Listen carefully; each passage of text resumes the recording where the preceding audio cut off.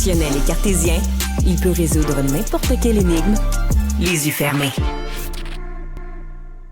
On parle beaucoup de surtourisme en ce moment. Il y a tout plein d'endroits à travers le monde qui implantent là, toutes sortes de mesures pour limiter le surtourisme. Vite comme ça, je pense à Amsterdam.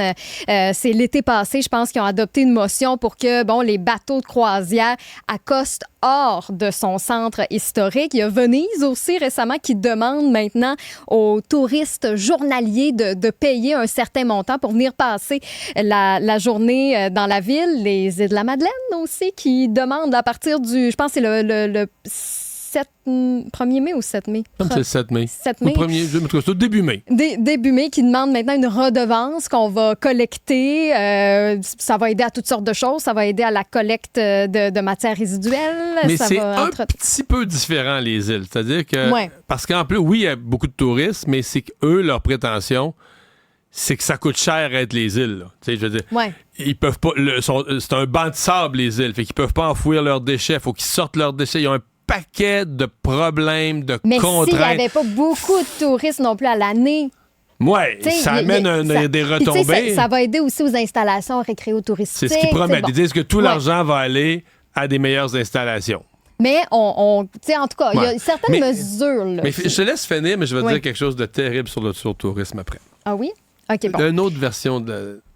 Un autre Vas-y, OK, un autre parfait. Mais là, moi, où je m'en vais, c'est au Japon. Le fameux mont Fuji, qui est hyper célèbre. Il attire énormément de touristes. Mais là, c'est une petite municipalité qui n'en peuvent plus des touristes parce que, à cause des réseaux sociaux, entre autres, il y a un point de vue hyper populaire. On a d'ailleurs une photo qu'on va vous montrer. Ce qu'on a ici, c'est une chaîne c'est un petit supermarché qui est hyper populaire au Japon. Puis là, on aime avoir cette marque-là qui donne avec en arrière-plan le célèbre volcan. Donc là, les touristes courent après ce point de vue-là. Mais là, la petite municipalité sont tellement à bout de tout ça parce que les touristes, ils savent pas vivre. En bon français, là. Ils savent pas vivre. Pas des touristes qui sont colons. Ils laissent des déchets. Puis, s'il y a une place où on ne laisse pas des déchets par terre, c'est bien au Japon. Ils sont tellement respectueux. Ils sont propres. Très, très, très propres. Donc là, il y a tout plein de déchets par terre. Il y en a même qui montent sur le toit de la bâtisse qui dérangent un peu partout. Donc là, ce qu'ils vont faire, c'est qu'ils vont dresser une palissade pour cacher le mont Fuji. Oui. C'est donc bien fou. Je sais, ils vont faire un gros filet de 2,5 mètres de haut, 20 mètres de long. Puis là, ils vont dire, là, arrêtez de venir dans notre stationnement pour venir prendre des photos parce que là, ça suffit. Vas-y, tous les endroits dans le monde qui disent avoir du Moi, j'avais eu cette discussion-là. Écoute, j'étais encore en politique. J'étais dans un voyage officiel à Londres. Puis j'avais rencontré un monsieur qui était de la ville de Londres, puis était responsable du tourisme. Puis il disait, ici, il y a trop de touristes. C'est-à-dire que, je pense que c'était 30 millions de touristes par année. Puis il dit, dans le fond, mettons à 27, ce serait parfait. Puis il dit, les 3 derniers millions, ils en comptent. Ils font juste du trafic. Puis tout ça. Puis... Sauf que quand une ville, puis ça, personne ne va jamais le dire, c'est hyper tabou parce que dire ça, c'est comme être élitiste. Mais quand tu veux passer de 30 millions de touristes à 27, parce que tu dis, mes 3 derniers millions de touristes, là, ils sont plus de troubles que d'apports. Ils sont plus de problèmes que de retombées positives.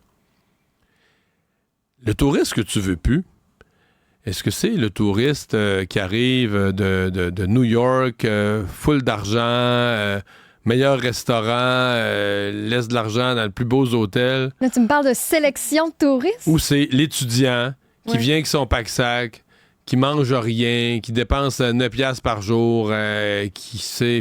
Qui passe la journée dans des cafés puis il boit juste un café. C'est ça, puis il sirote trop longtemps, puis il utilise le Wi-Fi, puis...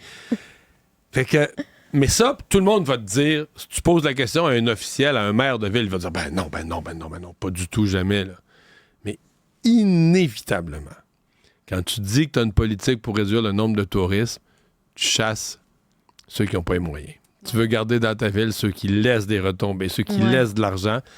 Fait que ça, c'est le plus gros tabou. Personne ne va jamais le dire, ça se dit pas, c'est laid de dire ça, mais c'est une vérité crue et brutale.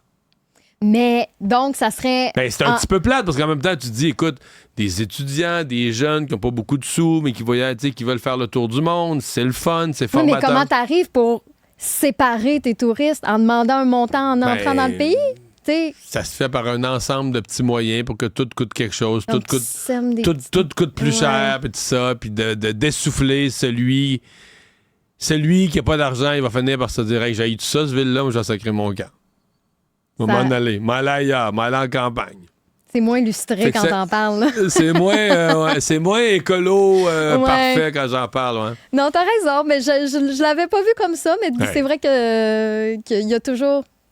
C'est plate, la vie. Quelque part. Ouais. C'est plate, la vie, des fois. Quand c'est trop, on perd un certain idéalisme. C'est vrai que là, je suis un petit peu moins dans mon monde de licorne. Ouais.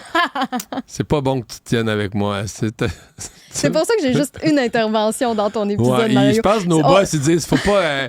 on va me briser. Elle a tellement une belle approche, Stéphanie, faut pas qu'elle entende trop du monde, là.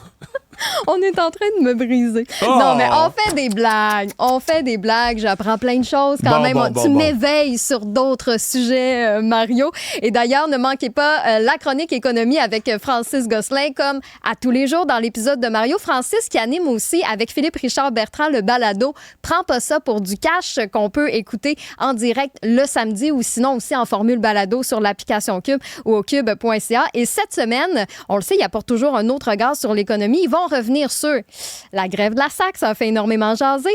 Honda aussi qui a choisi l'Ontario pour sa méga usine et ils vont parler de CDPQ Infra qui a mis à pied 160 personnes et ils disent qu'il va y en avoir d'autres. Donc, nouvel épisode de Prends pas ça pour du cash à ne pas manquer cette fin de semaine à Cube.